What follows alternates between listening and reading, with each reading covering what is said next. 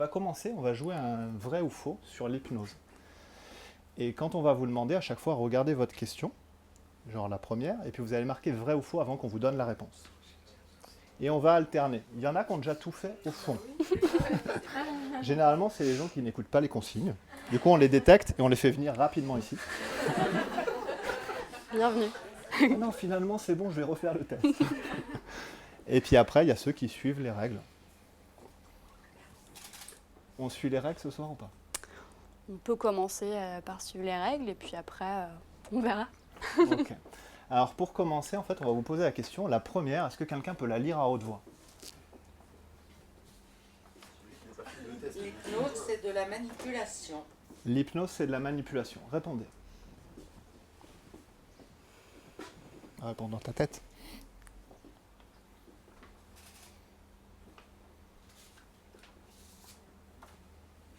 Tout le monde a répondu? C'est bon? Alors, combien de personnes ont dit vrai que c'est de la manipulation? Très très bien. Et quand on hésite, Il faut choisir. sans lait, Thé, sans café, hypnose, sans hypnose? Faut choisir. Vas-y. pour être politiquement correct, il faut. Ok, donc t'as validé. Hésitation. T'as validé. Non, pas encore. Vas-y, valide. Ça s'appelle Je ne suis pas les règles. Bien essayé. Ok, donc en fait, la réponse c'est que l'hypnose, c'est de la manipulation. Au sens... Alors attendez, oh ben non, du coup j'ai fait de l'hypnothérapie, il m'avait dit que c'était pas de la manipulation, que c'était de l'influence. C'est de la manipulation au sens comme un ostéo. Vous voyez, en fait, quand vous allez voir votre ostéo préféré, un petit peu cassé comme ça, vous ne faites pas une demande vraiment formelle, tout ça, manipule-moi, et vous lui dites j'ai plus envie de la douleur. Et lui va vous manipuler physiquement. Nous on va manipuler la psyché, l'esprit pour que la personne aille mieux. Donc on va manipuler l'esprit avec une demande, en lien avec un objectif. Donc typiquement on va influencer la personne et son esprit, son inconscient, ses modes de fonctionnement pour qu'elle atteigne un objectif. Ça rassure normalement. L'hypnose c'est de la manipulation bienveillante, avec une demande et un objectif. Vous avez fixé un objectif juste avant, en termes de confiance en soi ou de lâcher prise. Du coup, nous, on va vous influencer, si vous êtes d'accord, dans le sens du lâcher prise et de l'hypnose. Et de la... Dans le sens du lâcher prise et de la confiance en soi. Avec hypnose ou sans hypnose. Combien de personnes veulent être hypnotisées en premier? Ouais? Ok. Combien de personnes vont être hypnotisées après? Après quoi? Après Anne-Marie et Frida. On voit ce qui se passe. Dès qu'on est bien rassuré, on y va. Hypnotisé de quelle façon? En direct? Alors regardez, Simone, je peux vous demander de vous lever. Bon, je sais pas, je suis bien assise. On l'applaudit bien fort. Mais je n'étais pas parmi les premières, hein. J'étais parmi les secondes. Elle a une super question. En fait, on n'est pas en train de suivre totalement les règles, mais j'ai un canevas, t'inquiète pas. Simone, elle a une question. Elle va la poser devant tout le monde. C'était sur hypnotiser comment? Peut-être qu'elle imagine ce que c'est l'hypnose. C'est quoi pour vous l'hypnose? Là, du coup, je suis tout ému. Mais non, mais c'est difficile de répondre. Avec tout ce que vous avez étudié. Tu dis tout ce que je sais. Être hypnotisé directement, comme vous disiez tout à l'heure. Vas-y, faites-le. Par Marie en particulier. Et tout, moi, ça ne va pas envoyer. L'autre côté, non? Eh bien, moi, je ne cherche pas cette hypnose. D'accord. Donc, ce qu'elle est en train de dire, c'est l'hypnose que Marie va vous montrer tout à l'heure en claquant des doigts, les gens vont tomber. Waouh. Celle-là, non. Simone dit, c'est pas pour moi. Ça veut dire qu'il y a d'autres hypnoses?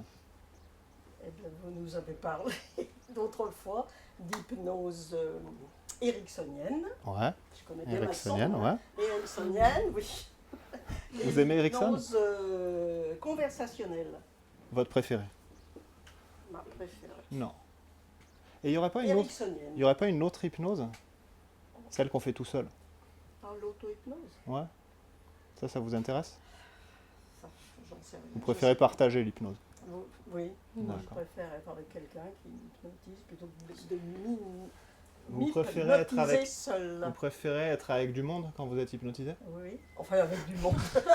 Pas besoin de 50 personnes quand même. Là, ils sont un peu moins. J'aime Normalement, pas ils être sont avec des gens spécialistes. 28, et 29, intéressés. 30, 31, 32. On doit être 32 dans la pièce. Oui.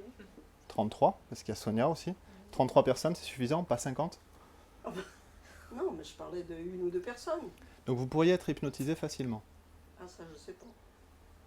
Bon, on va Si voir. je pourrais, mais... On va voir, vous pouvez l'applaudir quand même. C'est courageux de venir ici déjà. Merci. Et on va attaquer la deuxième question. La deuxième question, c'est tout le monde est hypnotisable. Vrai ou faux?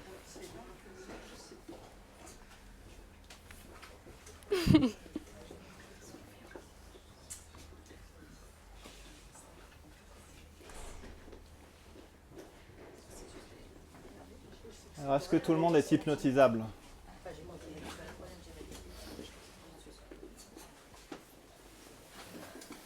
Bonjour.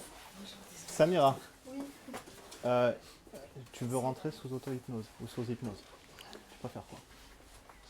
Tu préfères rentrer sous hypnose ou auto-hypnose? Auto-hypnose. Auto-hypnose? Tu le fais tout seul alors? Ok. Tu préfères rentrer sous hypnose maintenant ou plus tard? Attends encore un peu parce que sinon... Arrive. Attends la troisième question. Troisième question, c'est la bonne.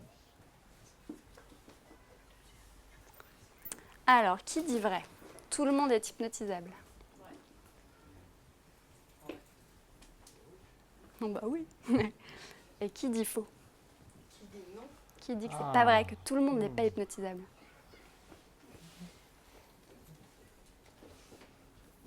Eh bien, en fait, c'est vrai. Tout le monde est hypnotisable. Alors ça, c'est en théorie. Ça ne veut pas dire qu'on peut hypnotiser tout le monde. Dans le sens, ça ne veut pas dire qu'on doit hypnotiser tout le monde. On y reviendra un peu plus tard. Il y a des personnes qu'on ne doit pas hypnotiser. En fait, je pense que Bertrand... Simone, c'est ma question. Là, vous C'est êtes, la en train question de Bertrand. vous êtes en train de spoiler ma série. J'arrive après. Ouais, prenez des précautions. Mais c'est une excellente question. En fait, cette question, tout le monde est hypnotisable, ça fait référence à des questions qu'on nous pose parfois en séance, ou des affirmations, des personnes qui viennent en nous disant, ou qui viennent pas, bah moi ça marche pas sur moi l'hypnose. Ou non, moi je suis pas suggestible, c'est dur à dire. Et du coup, moi, ces personnes, je leur pose une question et que je vous pose à vous. Est-ce que ça vous est déjà arrivé d'être dans la Lune? Dans la Lune? On m'a déjà dit de planer. À qui c'est déjà arrivé? Un peu comme vous êtes chez vous, à la maison, puis un ami ou votre conjointe vous raconte sa journée. En fait, c'était peut-être pas le moment pour vous. Au bout d'un moment donné, vous commencez par décrocher. Et puis, je sais pas, vous ressentez, ça peut être par exemple un gargouillis dans le ventre. Et là, vous dites, ah, c'est vrai que j'ai un peu faim là. Puis lui, il est toujours en train de parler. Et en fait, ce qui se passe, c'est quand vous commencez à vous dire je mangerais bien mon plat préféré, tiens, je sais pas ce que c'est le vôtre, mais en tout cas, c'est vrai que ça fait longtemps que je l'ai pas mangé, puis lui, il continue à parler, et en fait, vous décrochez simplement. Ou alors, un peu comme quand vous êtes en conférence, assis comme ça, donc quelqu'un qui vous parle, ou en réunion au travail, et que c'est pareil, à un moment donné, pendant la réunion, vous commencez à penser à autre chose, vous voyez, tiens, une pile de papier qui traîne, et ça vous fait penser au gros dossier que vous devez rendre à votre boss le lendemain. Ou alors, vous sentez un parfum particulier qui vous rappelle quelque chose, une odeur de café, une odeur de quelqu'un que vous aimez bien et que vous appelleriez bien pour lui raconter ce truc formidable qui vous est arrivé dans la semaine. Et en fait, des fois, les personnes vous interrogent. Et toi, t'en penses quoi? Et là, vous dites ouais. En fait, vous aviez carrément décroché, quoi. Ça arrivait à tout le monde dans la salle? Déjà au moins une fois. J'ai une nouvelle pour vous, même une bonne nouvelle. En fait, si certains d'entre vous n'ont pas déjà été formellement hypnotisés par un hypnotiseur, en tout cas, chacun d'entre vous a déjà été en état d'hypnose. Qu'est-ce que ça vous fait d'entendre ça? C'est rassurant de savoir qu'on n'écoute pas son conjoint qui a une vraie réaction. Sympa. Tiens. On a bien fait de venir. En fait, tout ça pour vous dire que l'état d'hypnose, c'est un état naturel, physiologique, qu'on vit tous chaque jour, voire même pour certains plusieurs fois par jour, quand quelqu'un a plusieurs fois des choses à nous raconter dans la journée ou pour autre chose. Et en fait, c'est même un état qui est utile et qui est bénéfique pour le maintien de notre état mental. tout simplement. Et ce qu'on fait en séance, pour le coup, c'est de reproduire et même amplifier cet état, qui est donc naturel à la base. Donc oui, tout le monde est hypnotisable, en théorie. Alors, est-ce que l'état de rêverie peut être un état voiture de patin. d'hypnose? L'état de rêverie est un état d'hypnose. Eh bien, tout à fait, ça correspond exactement au moment où je vous dis, vous êtes dans la lune. Un peu ce moment, si par rêverie vous entendez ce moment où vous êtes à la fois là et pas trop là. Vous pensez à autre chose, mais en même temps, vous avez quand même les yeux ouverts. C'est pas le moment où vous endormez en réunion, hein, c'est le moment où vous êtes là. C'est le moment où vous êtes quand même présent, mais en même temps pas présent à la réunion. Est-ce que ça répond à la question? À la réunion ou à autre chose? Donc du coup, question suivante. Allez-y, validez, validez, validez. Y a-t-il un risque à faire de l'hypnose? Y a-t-il un risque à faire de l'hypnose?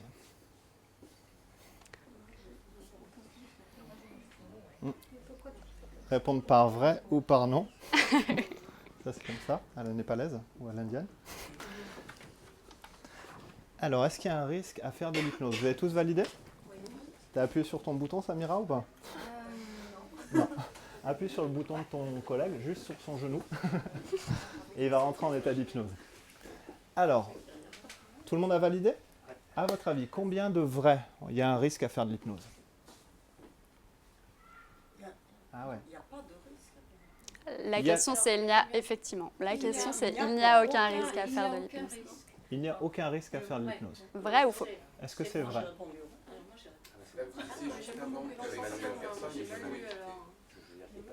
C'est ça. On l'a dit juste avant, on a spoilé. Bertrand va vous répondre, il y a des risques. En fait, il y en a. Le premier risque, vous savez ce que c'est?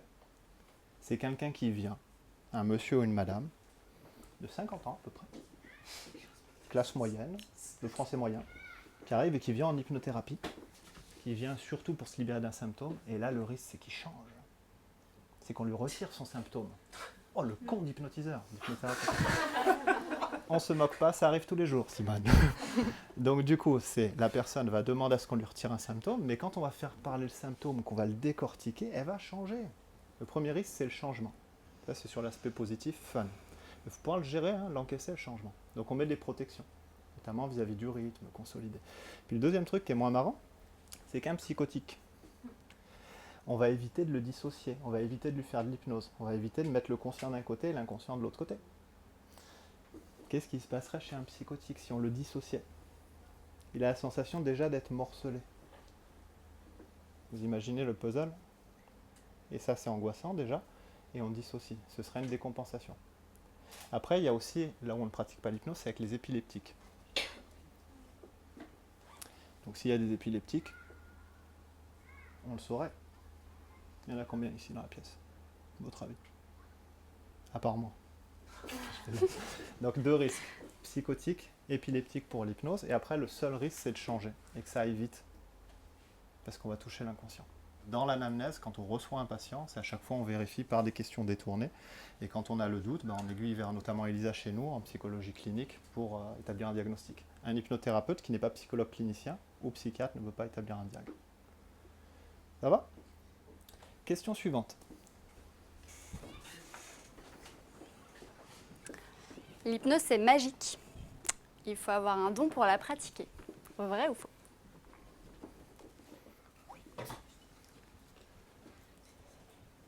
Qu'est-ce que ça veut dire la pratiquer? Pour faire de l'hypnose, pour hypnotiser.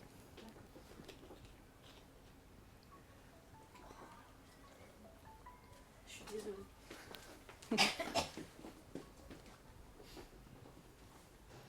Tout le monde a validé? Ouais. Alors, qui a répondu vrai?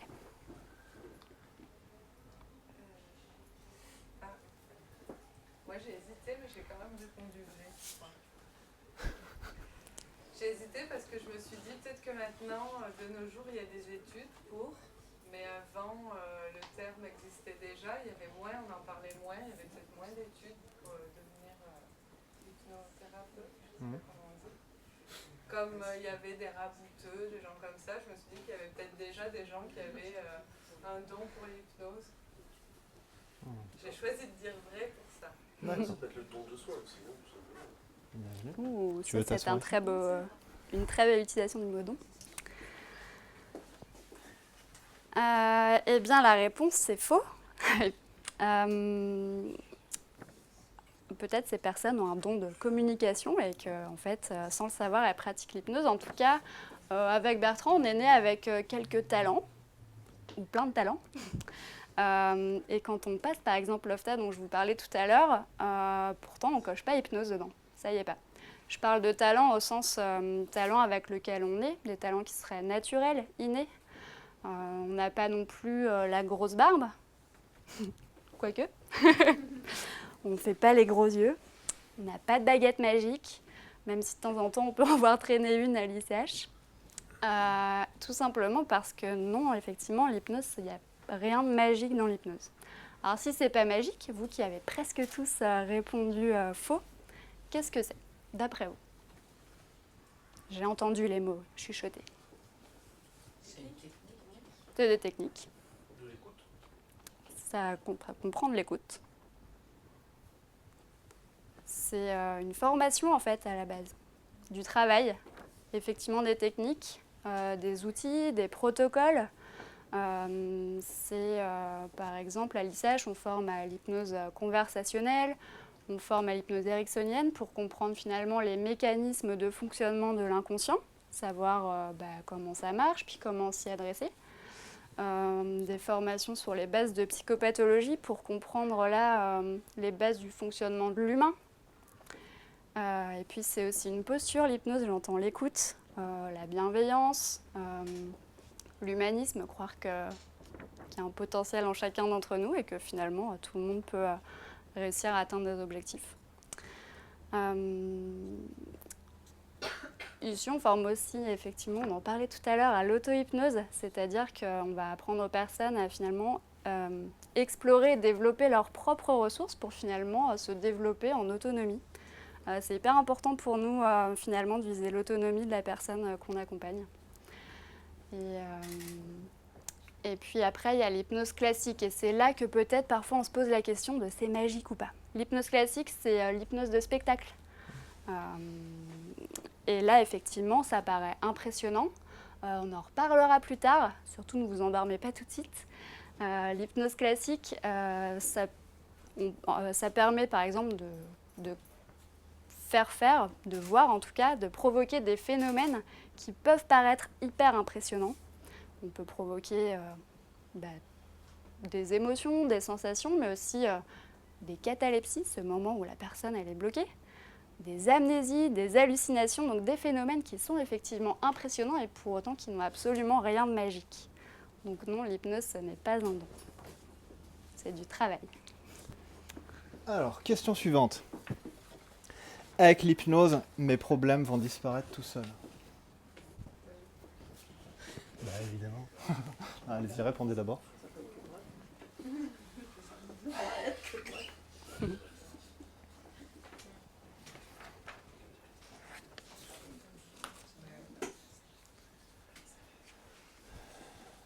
Tout le monde a validé? Ouais. À votre avis, est-ce qu'ils disparaissent tout seuls avec l'hypnose? Et pourquoi ils ne disparaissent pas tout seuls avec l'hypnose? Il faut que ce soit chiant, inconscient, il faut qu'ils mettent du temps. Non. Pourquoi tout disparaît pas avec l'hypnose? Exemple, je viens pour arrêter de fumer. Je fume. Je viens avec mon symptôme, je dis simplement hypnothérapeute, aide-moi à arrêter de fumer. Envie d'être hypnotisé? Non, envie d'arrêter de fumer. Envie d'arrêter de fumer. Donc déjà, nous, il nous faut une demande. Formelle ou informelle ou un problématique. Mais après, est-ce qu'on peut arrêter de fumer sous hypnose? Peut-être, à condition On d'avoir le connaît des exemples, alors on veut dire. Oui, Lydie a dit. Oui, je suis venu à un cabinet public, je connaissais pas l'ICH, c'est ça en fait. Hein. Bah oui, c'était la première fois. Quelqu'un veut un arrêt tabac, on discute comme ça. Hein. Et t'es à la place de Marie ou de Non, l'autre j'étais là, j'étais à ta gauche. C'était à ma gauche? Faut se méfier de ma gauche. C'est pour ça que je m'assieds pas. Et là, je discute avec la personne qui fait une demande. Il y a un arrêt tabac? Vas-y, fais-le. Oui, moi. Tu fumais combien de paquets de clopes? 2 par semaine. 2 par semaine. Waouh. Ok. 2 paquets de clopes par semaine. Elle vient ici, elle demande son arrêt tabac. Donc formellement, j'ai le droit de l'hypnotiser, on pose des sécurités. Sa demande, c'est juste, je veux arrêter de fumer. Et je discute avec vous, comme ça. Et cette dame rit, Elle n'entend rien, elle n'a pas l'impression qu'on l'hypnotise, mais on l'hypnotise en conversationnel, en hypnose de filou, quand il y a une demande. Attention, les politiques le font, sans autorisation. Par contre, les hypnotiseurs, éthiques et bienveillants, nounours, et c'était la jeune femme élégante. Vous voyez quelque chose d'autre maintenant que j'ai parlé? C'était une deuxième chance quand même. Venez, on va vous hypnotiser, on va changer tout ça. Donc du coup, Lydie arrête sous hypnose le tabac. Ça veut dire qu'on peut se libérer de certains symptômes. Mais ce serait quoi le risque de quelqu'un qui arrête de fumer? Typiquement, on lui retire le symptôme. Qu'est-ce qui pourrait se produire? Ça pourrait être... Alors attention, il y a des légendes urbaines. Mais on fait quand même attention, c'est le symptôme pourrait se déplacer. Si on ne l'a pas écouté, on n'a pas compris ce qu'il dit dans la vie de la personne. Mais des fois, c'est sûrement une addiction mécanique. Si c'est juste mécanique, il ne se passe rien. Par contre, souvent, nous, ce qu'on aime bien, c'est travailler le fond, ce qui se cache sous la cigarette. Donc au sens, là, il y aura besoin d'un travail en lien avec l'autre pour retirer le symptôme ou qui s'exprime de manière différente. Donc la réponse, c'est que ça ne disparaît pas tout seul. L'hypnothérapie. Hypnose et thérapie brève. Ça va? La prochaine question, c'est l'hypnose, c'est un état différent du sommeil, même si l'hypnotiseur vous dit « dors ».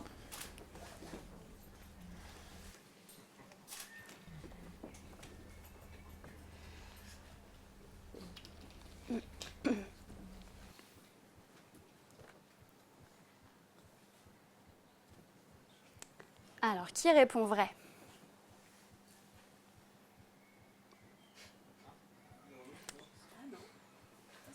Et qui répond faux? Eh bien, la bonne réponse, c'est vrai. C'est un état qui est différent du sommeil. La confusion, elle vient notamment du nom en soi, hypnose, qui en fait vient du mot hypnos, qui est le dieu grec du sommeil. C'est James Braid qui a proposé en premier ce nom, en fait. Lui, il vient après un monsieur qui s'appelait Mesmer, et qui disait qu'il m'opérait des guérisons miraculeuses sous transe. Et en fait, lui partait du principe qu'il y avait un fluide magnétique dont il fallait rétablir la circulation. Et James Braid, lui, il arrive derrière et dit non, il n'y a pas de fluide. En fait, la guérison, elle vient parce qu'il y a eu focalisation de la personne et c'est comme ça qu'on induit la transe. Et lui, il était médecin. Et il se dit qu'il pratiquait des interventions chirurgicales sous anesthésie hypnotique. Tout ça pour vous dire que la confusion avec le sommeil vient de lui. C'est lui qui a proposé le nom hypnose. J'ai entendu tout à l'heure, c'est un état modifié de conscience, l'hypnose. Effectivement. Et c'est un état qui est différent de l'état de veille ou d'éveil et qui est aussi différent de l'état de sommeil. Et ça, on peut le voir à l'imagerie médicale. Ce ne sont pas les mêmes zones du cerveau qui sont sollicitées selon les trois états. Donc éveil, hypnose et sommeil. En fait, l'hypnose, elle se trouve à la frontière entre l'éveil et le sommeil.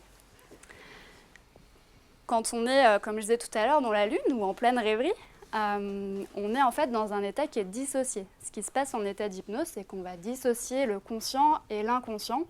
Et l'idée, c'est de pouvoir communiquer directement avec l'inconscient. Et votre inconscient, en fait, il est toujours présent. On peut se rendre compte de sa présence, il se manifeste par certains phénomènes, comme peut-être que vous les avez déjà expérimentés, une déglutition. Déglutition, mais en dehors du moment où on avale un repas. Une inspiration, est-ce que ça vous est déjà arrivé de prendre une profonde inspiration, comme ça, a priori, sans raison? Ouais. Mais ça, c'est des moments où l'inconscient se manifeste, en fait. Et en séance, nous, on aime bien quand l'inconscient se manifeste. Ça nous permet de voir qu'il intègre bien les suggestions. On appelle ça le signaling. Alors, un signaling, un signal, en fait, qu'on aime bien, c'est par exemple un doigt qui va se lever. Nous, ça nous permet de dire « Ah, l'inconscient est d'accord. Bonne suggestion, on a touché dans le mille. » Et ça peut être autre chose. Ça peut être une profonde inspiration ou encore les yeux qui clignent ou encore des gens qui font ça. Et ça, ça nous permet de valider que finalement, la séance est bonne pour la personne. Et l'inconscient, en état d'hypnose, il se manifeste aussi par certains phénomènes que vous connaissez peut-être, comme la distorsion du temps, la distorsion de l'espace. Des mots compliqués que vous avez en fait, je peux faire une prédiction, déjà expérimenté. Quand vous lisez un livre, qui était mon exemple préféré jusqu'à ce que quelqu'un en science me dise « je lis jamais de livre », ou quand vous êtes au cinéma, que vous êtes tellement absorbé par ce que vous lisez ou par ce que vous regardez, qu'en fait vous zappez carrément ce qu'il y a autour de vous. Au cinéma, il y a une salle entière avec un tas de gens autour de vous, puis finalement vous êtes juste plongé dans le film et vous oubliez qu'il y a tous ces gens autour de vous. Ou alors quand vous lisez votre livre et que vous zappez finalement tout l'environnement autour de vous, quand vous êtes en conférence et que vous m'écoutez parler et que vous zappez tout ce qui se passe autour de vous.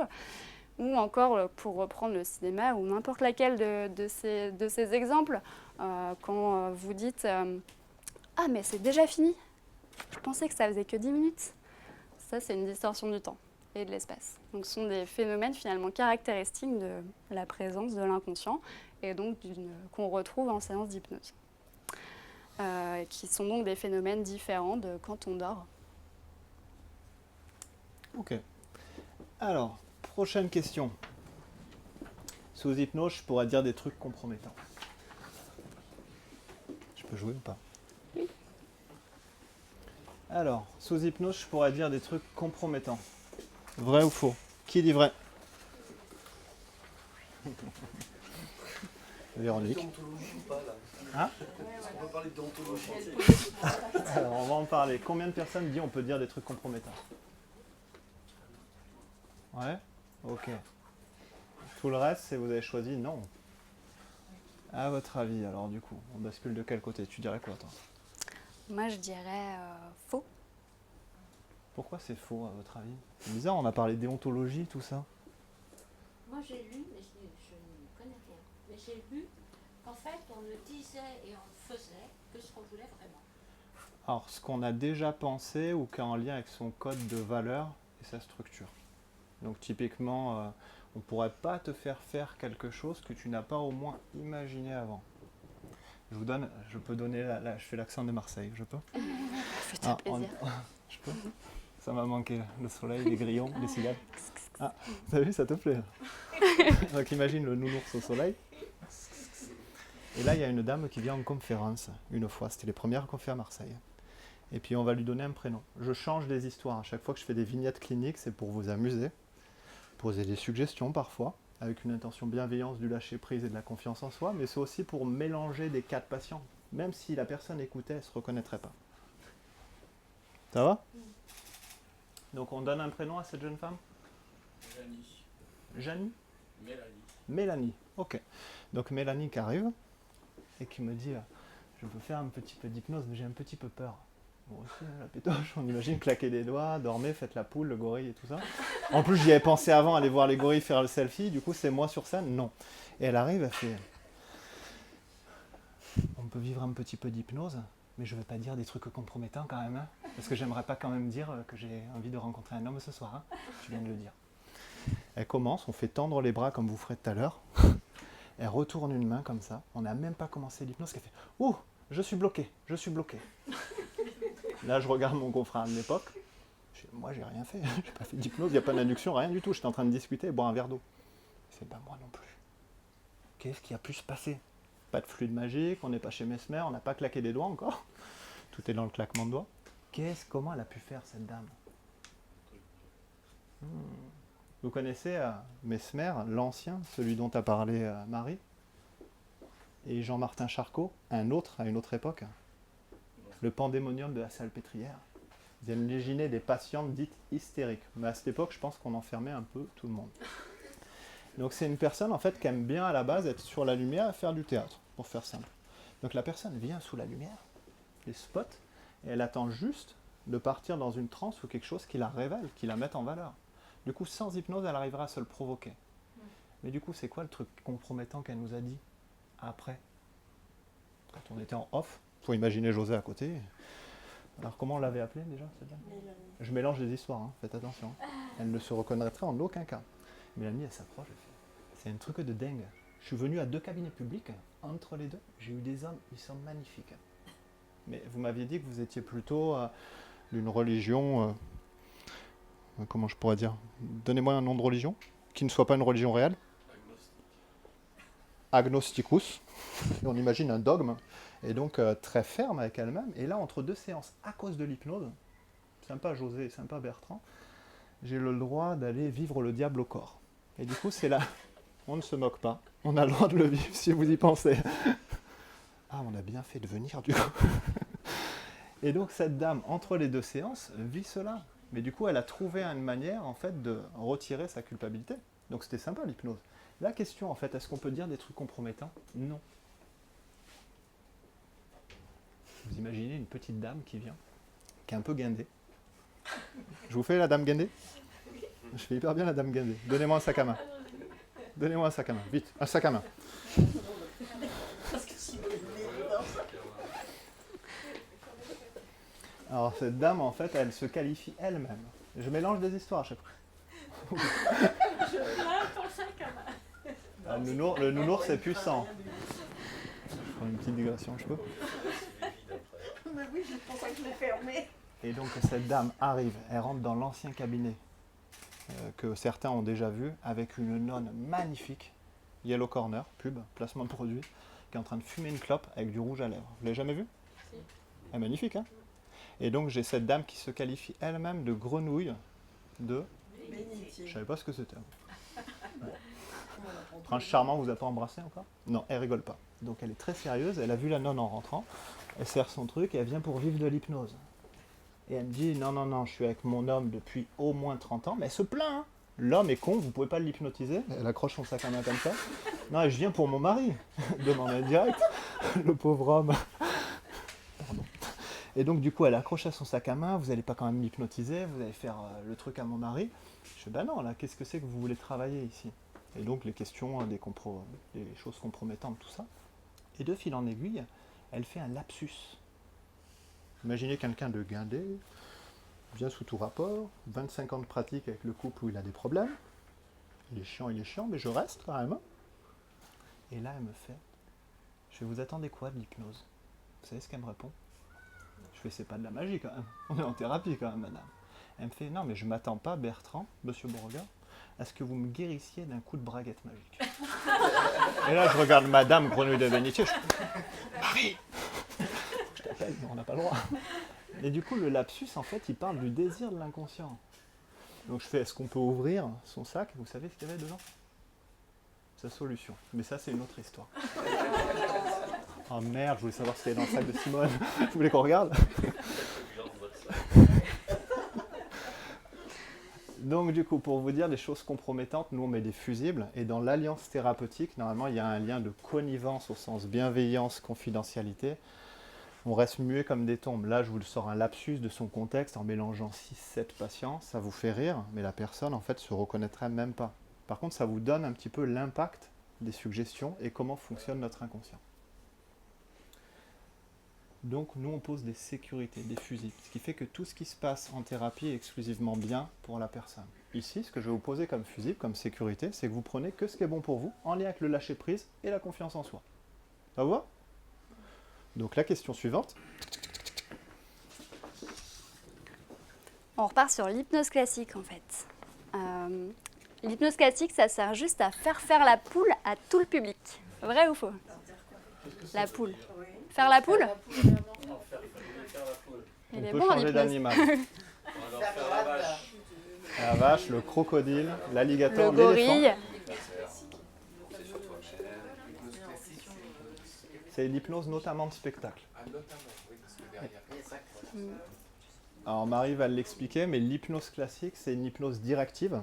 Vous le voyez notamment dans nos spectacles, vous connaissez Mesmer. Très bon hypnotiseur de spectacle, hein, c'est son métier, charismatique. Et il va dire, Frédéric, dors.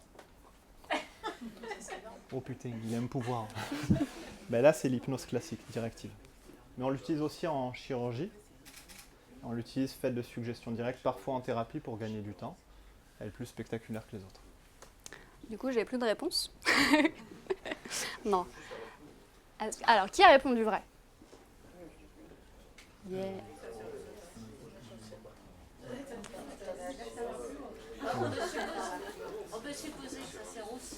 C'est pas chirurgique. En plus, vous venez d'avoir un sacré indice. La vraie réponse, c'est faux. Alors, il y a deux choses en fait dans cette phrase. Il y a faire faire la poule. Et comme disait Bertrand juste avant, on ne peut pas faire faire à la personne si elle n'a pas déjà imaginé faire, ou en tout cas ce qui ne correspond pas à ses valeurs. On connaît quelqu'un avec Bertrand qui, par exemple, est très très suggestible, c'est-à-dire qui rentre facilement en état d'hypnose, et on pourrait imaginer qu'on pourrait lui faire n'importe quoi. Sauf qu'en fait, si cette personne elle est capable de voir carrément le Père Noël en face d'elle, ou de me voir par exemple en licorne, pour autant, à partir du moment où on lui suggère un oubli de prénom, une amnésie, un truc hyper simple à réaliser, là c'est un non. Et là il nous dit non, il est barré, mais il nous dit ah non, on ne touche pas à mon identité. Donc en fait, on garde quelque part le contrôle de la partie consciente qui est certes dissociée, mais toujours présente, et pour dire c'est moi, ou en tout cas ce qui correspond aux valeurs de la personne à partir du moment où on y touche en hypnose, c'est niet. Et puis il y a une deuxième chose dans cette phrase, c'est à tout le public. En fait, l'hypnose classique, donc l'hypnose de spectacle, ça marche, on dit à peu près sur une personne sur 5, dans le sens où c'est une personne sur 5 qui est suggestible à ce type d'hypnose-là. Parce que tout simplement, c'est une hypnose qui est très directive en fait. Si vous avez déjà vu Mesmer, donc celui de notre époque, c'est un bonhomme charismatique qui impose, et en fait tout se joue quasiment sur l'autorité du personnage. Il va proposer des suggestions qui sont très directes, comme dors, vous fais la poule, vous fais la vache, ou prends un selfie avec le gorille. Et du coup, où j'en étais, oui. Et par exemple, en atelier d'initiation à l'hypnose classique, on apprend quand même à poser un cadre de sécurité, ça c'est la première chose qu'on voit. On reprend les fusibles et on parle aussi d'éthique. On ne fait pas faire n'importe quoi à n'importe qui. Et ensuite, les personnes apprennent finalement à comprendre comment fonctionne l'inconscient, comment s'y adresser pour poser des suggestions, même directes. Et puis après, elles apprennent carrément à induire l'état d'hypnose, c'est-à-dire faire rentrer des personnes en transe. Donc sur un public, quand on voit une personne sur 5, ça veut dire qu'ici, il y en aurait... Je vous laisse faire le compte. Moi, je me demande qui va partir en premier. Et ensuite, elles apprennent aussi carrément à faire leur premier phénomène hypnotique, ce dont je vous parlais tout à l'heure.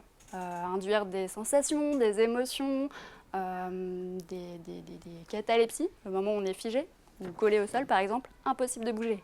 Ça, elles arrivent à le faire en presque un week-end. C'est une hypnose qui est plutôt simple en fait, dans la conception. Et en fait, historiquement, c'était le premier type d'hypnose qui était utilisé, celle de James Braid dont je vous parlais tout à l'heure, le médecin écossais.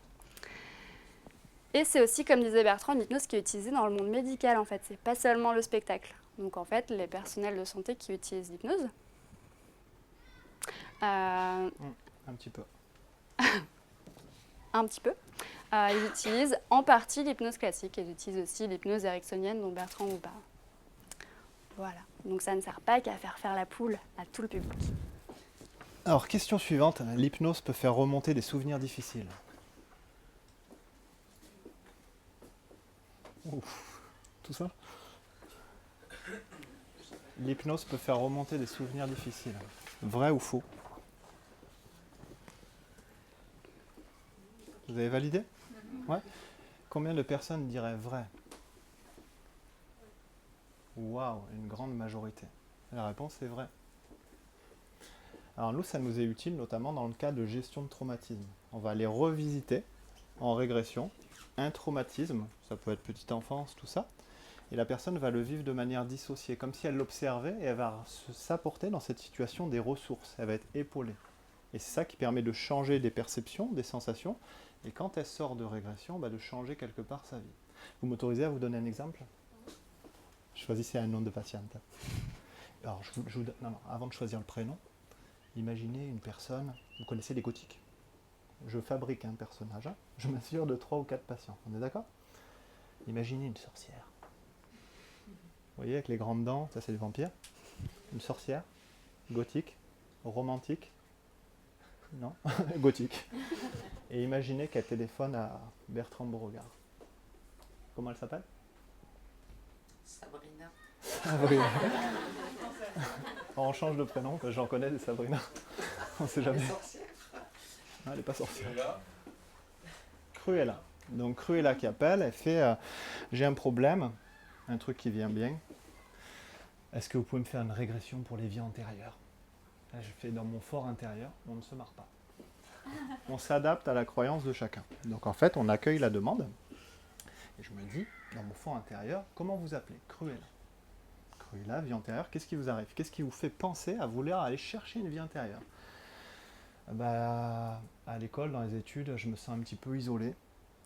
Les gens ne me comprennent pas, je suis un peu rebelle, pour faire ça. On a tous fait un petit peu ça, des fois. Soit d'être trop accueilli, soit de foutre la gueule du copain ou de la copine, soit au contraire d'être isolé ou être un peu rebelle. Vous préférez quoi? On a tous vécu une situation d'enfant ou d'ado où on a été ou le bouc émissaire, oh les salauds, ou sinon le rebelle, ou la victime. Ça vous est jamais arrivé à l'école? C'était méchant. Ah ouais? Oh putain. Ok, donc on a tous été à un moment donné du côté du méchant apparent. Et elle me dit, non mais c'est à chaque fois, je me fais rejeter. Et cette dame, quand je la vois arriver, qu'elle prend rendez-vous, elle me dit, je veux prendre rendez-vous la nuit.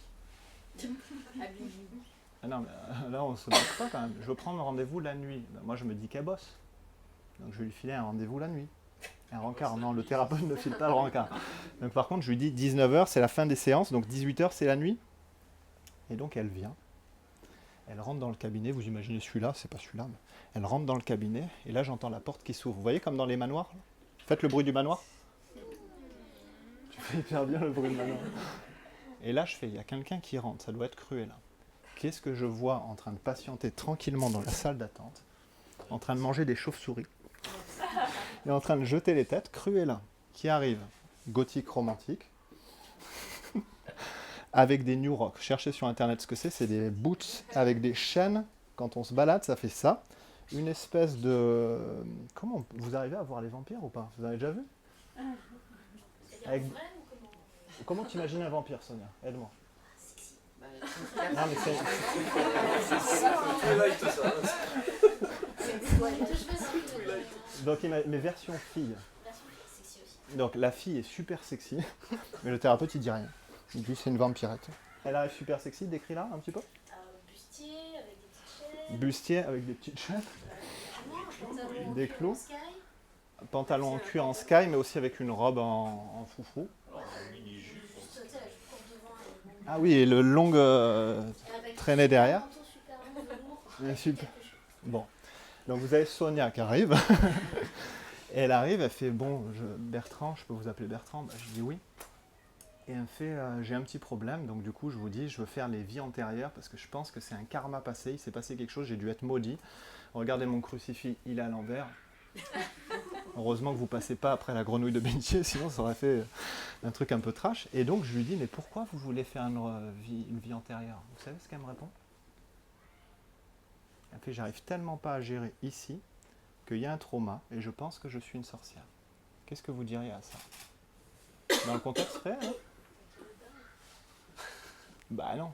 Quand on dit t'es dingue ou qu'on juge, c'est en fonction de notre filtre de croyances et valeurs. L'hypnothérapeute, il doit tout accueillir en lien avec la sécurité de l'autre. Donc j'aimais l'hypothèse.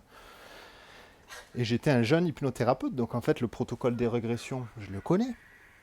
On s'en sert notamment pour les traumas. Et puis des fois, il y a marqué en petit astérisque du grimoire d'hypnose, il y a marqué on peut faire aussi les vies intérieures si la croyance de la personne s'y adapte. En fait, le conscient et l'inconscient, ils ne savent pas trop faire ce que c'est la différence entre réalité et imaginaire. Donc si l'imaginaire, la situation de la personne, l'aide et lui permet d'aller mieux dans sa vie, c'est cool. Donc on commence notre régression. Tu veux la faire? Non. Et la personne part en transe. Donc imaginez quelqu'un qui part en transe en mode Cruella, ça ferait quoi? Un petit effet sonore? Alors quand on part en transe, je dis les yeux ouverts ou les yeux fermés. Et puis là, je lui pose une suggestion, dites pourri. Bertrand Beauregard, quoi. Vous préférez les yeux ouverts ou les yeux fermés? Parce que les yeux ouverts, ça fait un peu l'exorciste. Bah, les yeux ouverts. Merde. Filtre de croyance de la personne, Cruella. Ok. Donc elle fait avec les yeux ouverts, je vois les yeux qui commencent à faire. Puis ils finissent par se fermer et elle part en transe complet. Je fais, ah mais peut-être que c'était pas une connerie. Je prends mon recul, on fait la régression, et là elle arrive d'un coup, elle crie. Je brûle, je brûle. Je fais, putain déjà? Je viens de faire juste l'induction, on est déjà barré. Et en fait, oui, elle brûle. Elle brûle dans une situation où il y a un incendie dans une fête. Du coup, c'est une situation réelle où elle a gardé des sensations. Donc elle arrive à me décrire que c'est, on imagine une fête de lycée, où il y avait un pétard ou un feu d'artifice, les cheveux un petit peu qui brûlent. Et du coup, bah, ok. Et nous, on va redescendre encore plus loin. Et là, à un moment donné, on est au cœur de la séance. Imaginez, il se passe des heures, le temps s'arrête et tout. On a l'impression que c'est 10 minutes, j'approfondis. Elle n'a plus le temps de manger ses chauves-souris, de se rassasier. On plonge, et là, elle crie. Et vous savez ce qui se passe? Elle parle avec une voix d'outre-tombe. Là, je fais merde. C'était marqué qu'on pouvait faire ça. Je commence à y croire aussi. Et elle me décrit. Alors imaginez, vous me dites ce que vous voyez. Hein. Elle me décrit devant elle. Elle est toute petite. Elle se sent toute petite dans une grande cage avec des grands barreaux. Et elle voit de la fumée partout. On ne se moque pas, Sandra. Qu'est-ce que tu penses? Un podium de boîte de nuit. C'est là que j'ai vu des barreaux et de la fumée. Donc Sandra, en fait, elle a vu des barreaux et de la fumée. Alors il y a quelqu'un qui fait du lap dance dans la salle. Ne le regardez pas de ce côté. Donc du coup, dans son référentiel, Sandra, en fait, ce qu'elle voit, c'est la boîte de nuit avec le podium. Vous voyez quoi? Ah, une belle option. Spoiler. Ça pourrait être, en fait, elle amène son référentiel de sorcière, elle est à Salem, dans les temps anciens, elle voit quelqu'un avec un chapeau à pic. Non, parce qu'elle l'a amené en suggestion, moi je suis surpris, je me dis, waouh, qu'est-ce qui se passe? En fait, ce n'était pas le podium, c'est plutôt en fait le berceau. Un incendie, quand elle est toute petite, elle n'a pas de ressources, et du coup c'est quelqu'un qui vient la chercher. Enfin, en tout cas, c'est ce qu'on va créer comme image pour qu'elle se sente rassurée. Quand on change cette image intérieure, qu'est-ce qui se passe quand on remonte à l'âge adulte, à votre avis? Chez cette personne qu'on a appelée Cruella. Elle tombe amoureuse d'un pompier, non? Bah oui, bah, c'est la base. Raccourci, ouais, elle tombe amoureuse d'un pompier, on sait jamais. Toujours un pompier sous le coude. Elle est en sécurité après. Bah après, elle se sent tellement en sécurité que qu'est-ce qui change dans sa vie de manière rationnelle extérieure? Là, on a changé son cadre intérieur sécurité, elle se sent bien. Qu'est-ce qui change à votre avis d'une séance sur l'autre? Ça, c'est juste génial, ces petits miracles. Son aspect visuel. Vestimentaire et visuel. Enfin, moi, je la vois avec les yeux. Et du coup, quand elle est dans la deuxième séance, elle vient en thérapie, elle est habillée comment, cette dame? YMCA. Non. Comment elle arrive à votre avis? En jean, couleur féminine. Donc là, en fait, le changement vestimentaire, c'est juste le reflet de ce qu'elle a changé dedans. Ça va? Elle mange la flûte de cheveux. Elle a arrêté les chauves-souris. Donc pour répondre à la question, vous avez répondu vrai ou vous aviez répondu faux? C'était la question, mais la question. Est-ce qu'on peut faire remonter à l'endroit des souvenirs difficiles? La réponse, c'est qu'on va les utiliser. Et parce qu'il y a le cadre de sécurité, tout va bien se passer. Tout le monde a répondu non. C'est vrai? Bon, j'aurais dû aller plus vite. Je suis désolé. Vas-y. Je ne me souviendrai pas de ma séance d'hypnose. Vrai ou faux? Ça, c'est... Les deux sont possibles.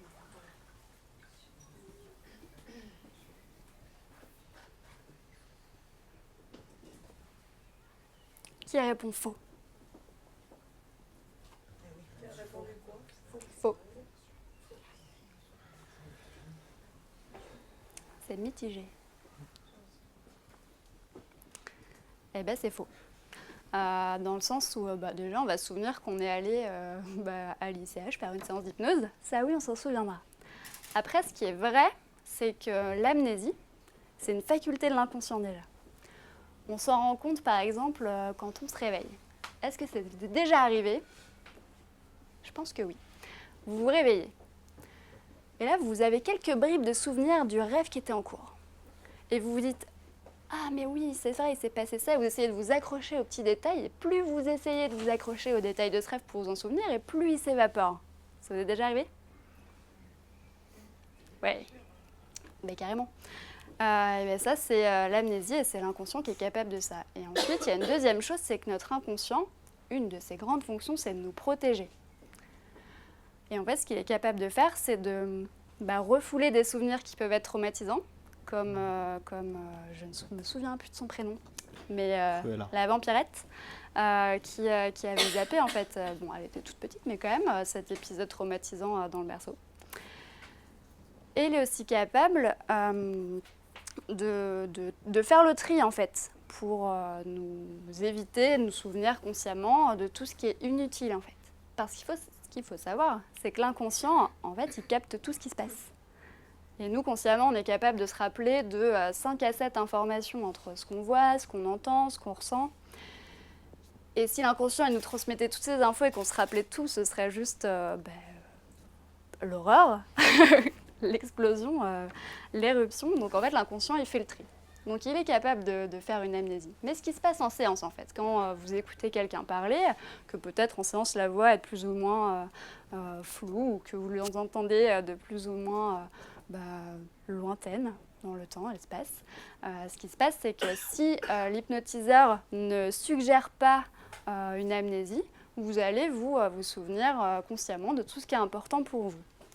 Et en séance, il peut aussi se produire que parfois, de façon stratégique, pour que le travail il se fasse uniquement en profondeur, uniquement au niveau inconscient, en fait, là, l'hypnotiseur va pouvoir suggérer une amnésie d'une partie ou de la totalité de la séance, du contenu de la séance, pour faciliter le travail, en fait.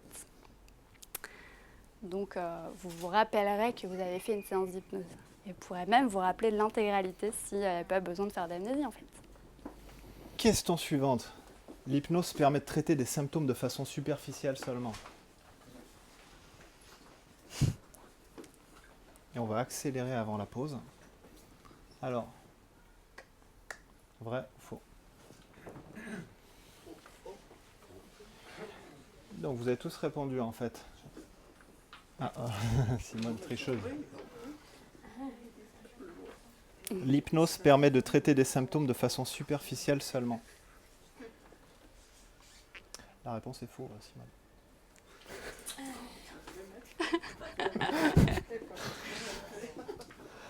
Donc la réponse est faux. En fait, on peut aller traiter le symptôme en profondeur, et le symptôme, il n'est pas forcément négatif, même si parfois il peut être pénalisant. C'est juste l'inconscient qui dialogue avec le patient. S'il a mis un symptôme, il faut juste comprendre d'où ça vient parfois, ou l'aider à transformer progressivement. Un arrêt tabac, on imagine, je retire la clope. Dessous, on peut avoir parfois dépression, ou un deuil non fait, ou une difficulté à prendre la parole en public, un manque de confiance. Ce qu'on va traiter, c'est ce qui vient dessous le symptôme apparent. La clope, souvent, il y a quelque chose d'autre. Donc nous, ce qu'on va faire, c'est traiter ce qu'il y a dessous, de manière à ce que la personne soit autonome, et que le symptôme puisse disparaître ou dialoguer différemment avec la personne. Ça va ? L'auto-hypnose, c'est compliqué. Vrai ou faux?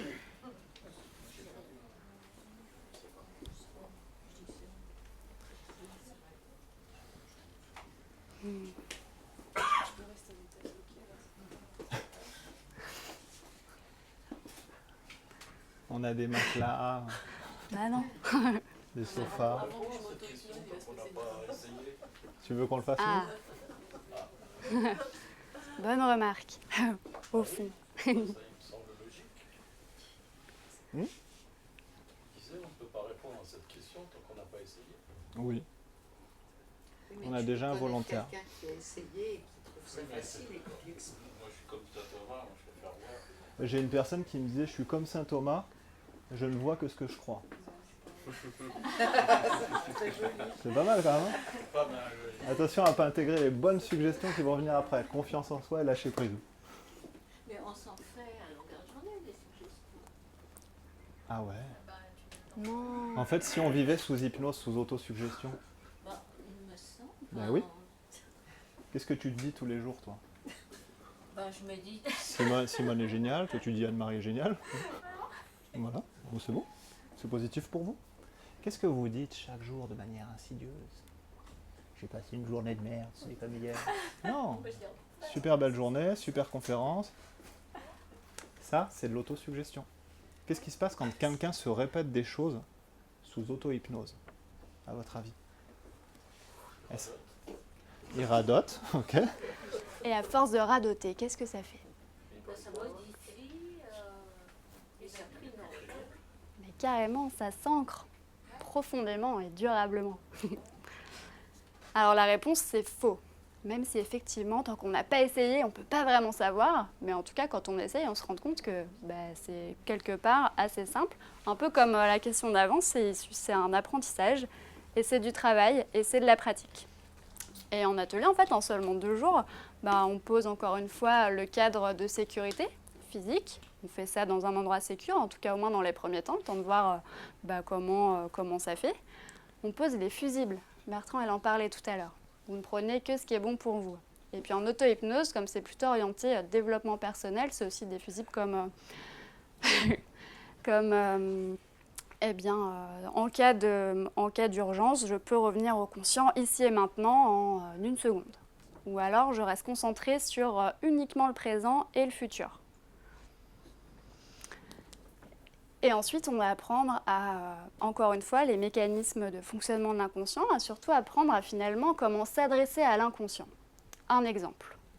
L'inconscient, on s'adresse à lui de façon positive. Alors, je ne vais pas vous demander de penser à un citron, parce que ça, on le demande tout le temps en exemple. Je vais plutôt demander de ne pas penser à une licorne. À quoi vous pensez? Un citron. Un rebelle. Moi, je pensais à une licorne avec une tranche de citron sur la corne.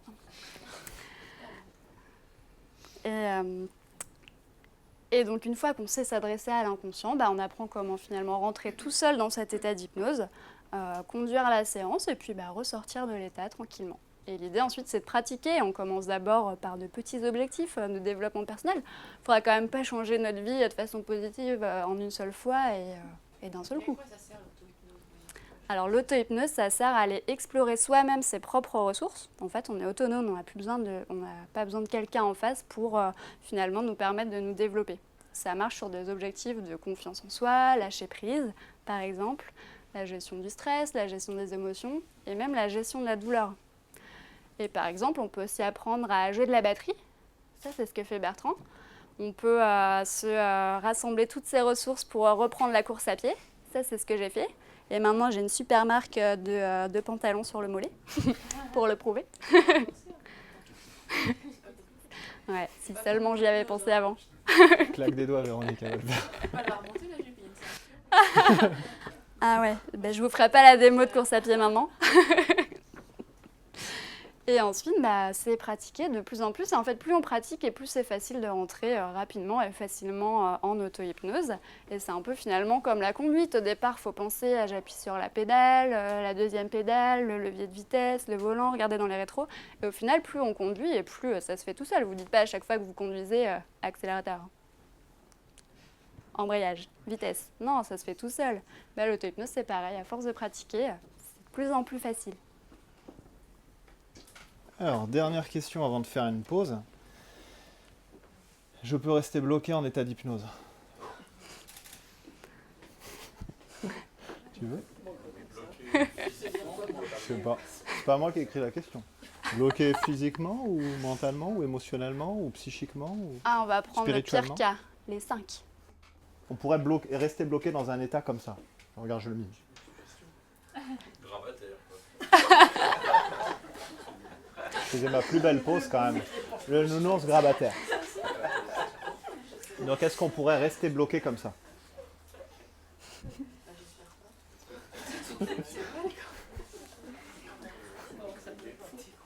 Ça doit être faux. Vous avez répondu? On espère grave que c'est faux. La réponse, vous allez la voir après, parce que nous on expérimente, on n'avait pas trop la solution. La réponse est non. Si on imagine, on avait comparé ça au sommeil, ce qui n'en est pas. Vous avez déjà vu quelqu'un en hypnose classique tomber comme ça? Dort. Oh, ils ont dû le payer, ça marche pas. Non, qu'est-ce qu'il a fait? La personne qui est comme ça, qu'est-ce qui se passe si l'hypnotiseur la laissait? Il part se faire un café. J'ai déjà fait ça, un ami. Il s'est réveillé avec la machine à café. Vous le connaissez en plus. Vous l'avez déjà vu. Au moins une fois. Donc du coup, on imagine la personne soit comme ça. Qu'est-ce qui se passe au pire si on la laissait seule, mais quand même en sécurité? Il passe la nuit. T'as pas de piège? Au cabinet. Combien de temps? Je sais pas. Combien de temps il vous faut pour sortir de cet état, à votre avis? Indéfiniment. Quelques minutes. Et quoi serait quoi? Le risque serait vraiment de s'endormir vraiment si on est très fatigué. Ou sinon, raccrocher à un bruit de l'extérieur, sortir de sa bulle et progressivement dire oui, l'hypno. Est-ce qu'on peut quand même rester partiellement sous l'hypnose? Ah ben ouais, regardez, je fais le mime de l'hypnose. Et là en fait l'hypnothérapeute il m'a fait remonter, sortir de la transe, où il a fait un leurre et il a dit ouvre les yeux. Je suis encore barré. Je vais très très bien. Ça va, comment c'était bien la transe? Super. C'est naturel. La personne a les yeux ouverts, elle est là mais elle est encore barrée. Qu'est-ce qu'on demande nous? Pour vérifier qu'elle soit vraiment là, à ton avis Isabelle? Ce serait quoi les questions qu'on pourrait poser à la personne? Hein? Quel jour on est? On a fait une régression, elle signe son chèque et elle met une date de quand elle était petite. Et là on se dit, elle n'est peut-être pas revenue, j'ai sauté une étape du protocole. Mais ça pourrait être aussi, elle ouvre les yeux et elle ne sait plus trop où elle est dans l'espace. Ou ça pourrait être comment tu t'appelles, mais là c'est des infos qu'on a plutôt en automatique. Ça pourrait être une pointure de chaussure. Ça pourrait être votre adresse, numéro de téléphone. On n'a pas le droit de choper les numéros comme ça. Hein. Elle me regarde. Mais du coup, on va demander consciemment à raccrocher à la fonction mémoire. La personne se réveille seule, du coup, il n'y a pas de... Ah, on ne va pas la laisser seule en fait. Je parle dans le contexte de la thérapie. Par contre, le contexte de l'auto-hypnose, c'est là où vous mettez vos sécurités pour pas que ça dure trop longtemps. Ou vous pouvez vous demander, ce soit plutôt vers l'endormissement ou revenir en sécurité s'il y a besoin. Ça dépend des fusibles que vous avez mis. Ça répond à ta question? Ok. Alors, là, normalement, vous avez tout validé. Je vais vous demander de prendre plaisir à faire une pause à l'extérieur. On va aérer, on va faire des ventilos, tout ça. Et après, vous allez vivre des expériences insolites.